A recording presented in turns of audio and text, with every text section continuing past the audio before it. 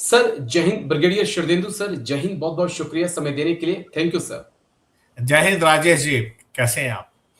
मैं अच्छा हूँ सर, शुक्रिया आपका लंबे वक़्त के बाद आज वक़्त मिला है आपसे इसके लिए शुक्रिया। आई नो कि आप बहुत बिज़ी रहते हैं, लेकिन फिर भी आपने टाइम दिया मेरे दर्शकों के लिए, इसके लिए शुक्रिया सर। नहीं, नहीं, ये तो दरअसल मेरे सोश मेरे लिए जी, जी। ऑनर की बात है आपके चैनल पे आना। आप शुक्रिया ना करें, मैं आपका शुक्रमिज़ाज हूँ, आपका शुक्रिया अदा करता हूँ। Thank you sir, thank you. ये आपका बड़प्पन है सर। शुक्रिया इसके लिए।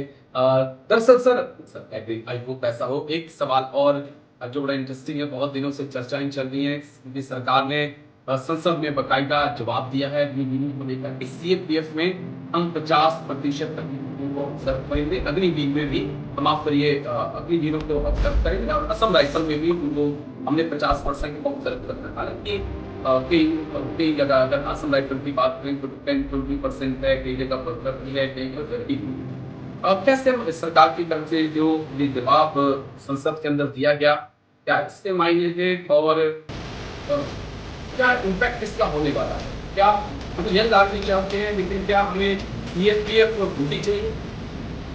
ये भी आगे सवाल उठ सकता है।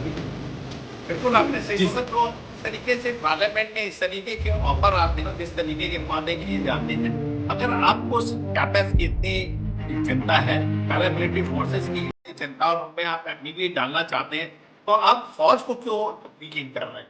फौज को तो स्ट्रांग बनाइए, और स्ट्रांग आर्मी वही होगी जब एक रेगुलर सोल्जर जिसने एक्सपीरियंस के अकाउंट में 4 साल की सर्विस के बाद उसने कंटिन्यू किया है और तमाम तरीके का ऑपरेशनल एक्सपीरियंस हासिल किया है, अपने इक्विपमेंट पे महारत हासिल की है, उसको आप क्यों नहीं कंटिन्यू करने देना चाहते? आप कैपेफ के लिए बड़े 50% देना चाहते हैं। ऑल्टरनेटिव एम्प्लॉयमेंट की यहाँ बात ही नहीं मैं करता हूँ। मैं अपने इंडियन आर्मी के ऑर्गेनाइजेशन की बात करता हूँ, जिसको आपको सुदृढ़ बनाना है और कॉम्बैट एफिशिएंट बढ़ाना है, फुल्ली ट्रेंड करना है। जिस तरीके के हमारे different different type of terrain है, न्यू इक्विपमेंट आ रहे हैं, आपको एक कंसिस्टेंसी चाहिए, एक जी। ओरिएंटेशन चाहिए, लड़ाई लड़ने का मादा चाहिए, और साथ में एक सोशल रिकॉग्निशन और सोल्जर्स का जो प्राइड होता है वो उसके अंदर होना चाहिए। इन सारी चीजों को अगर आप मद्देनजर रखेंगे, तो आप अग्निवीर की जिस संख्या को आपने निर्धारित किया कि वो रेगुलर होंगे, वो सफिशिएंट नहीं है।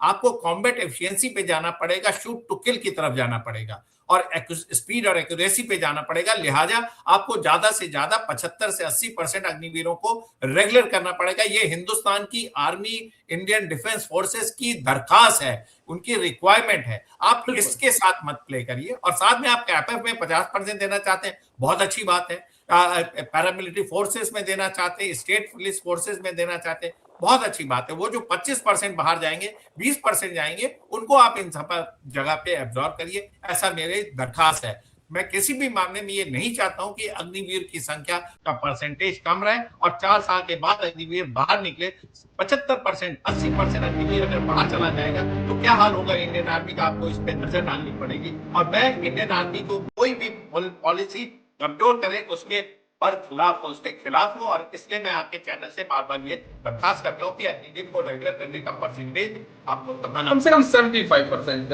75% तो सर होना ही चाहिए, क्योंकि मैंने भी ऑब्जर्व किया अपनी सर्विस के दौरान कि आप 5-6 साल, 4-5 साल के अंदर पता चल जाता है कि कौन छुट्टी से लेट आ रहा है, कौन दारू पीकर ड्यूटी के दिन घूम रहा है। अगर ऐसे लोग हैं उनको आप भारत का रास्ता दिखाइए, जो डिजिटल तौर पे पूरी तरह फिट नहीं है, लेकिन जो बच्चे इच्छा कर रहे हैं उनको सवाल और तो मेरी सर कि क्या 4 साल के बाद हम अगर परमानेंट हो जाते हैं तो हमारी सर्विस से इम्प्रूव होगी, या हम जीरो से शुरू करेंगे?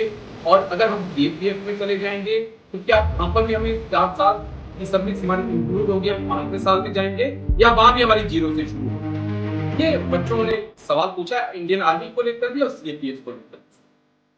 राजेश जी, आपने बिल्कुल सही क्वेश्चन उठाए। देखिए, मेरा इसमें क्लैरिटी की जरूरत है, सरकार को क्लैरिफाई करना पड़ेगा। लेकिन इंडियन आर्मी में जो बड़ा कॉमन सेंस होता है कि 4 साल के बाद अगर वो रेगुलर हो जाते हैं, कि सर्विस काउंट होगी, वो 4 साल की सर्विस उनके रेगुलर सर्विस में आएगी। और जो जहां तक कैपेफ या पैरामिलिट्री फोर्सेज या स्टेट फोर्सेज में जाने की बात है, ये इनके इनटेक पे डिपेंड करता है। मेरा मानना है कि इनकी सर्विस को इंक्लूड करना चाहिए, उनकी लेंथ ऑफ सर्विस में ये 4 साल ज़रूर जोड़ने चाहिए। इस तरीके का स्पेशल प्रोविज़न आपको लाना पड़ेगा। नहीं तो उसके तो वो 4 साल बर्बाद हो गए। वो 4 साल बाद अपने जो सहयोगी हैं, उनके साथ जब खड़ा होगा तो वो जूनियर मोस्ट होगा आज की डेट में। और उसके साथ के लोग जो होंगे, उससे 4 साल की आगे की रेस में चल रहे होंगे और उससे सीनियर होंगे। तो इस डिस्पैरिटी को खत्म करना पड़ेगा और इसके लिए एक नियम लाने की जरूरत है। एक छोटा सा गवर्नमेंट ऑर्डर आप इशू करिए जिससे कि आपकी सीनियरिटी अगर आप दूसरे ऑर्गेनाइजेशन में जाते तो मेंटेन रहे।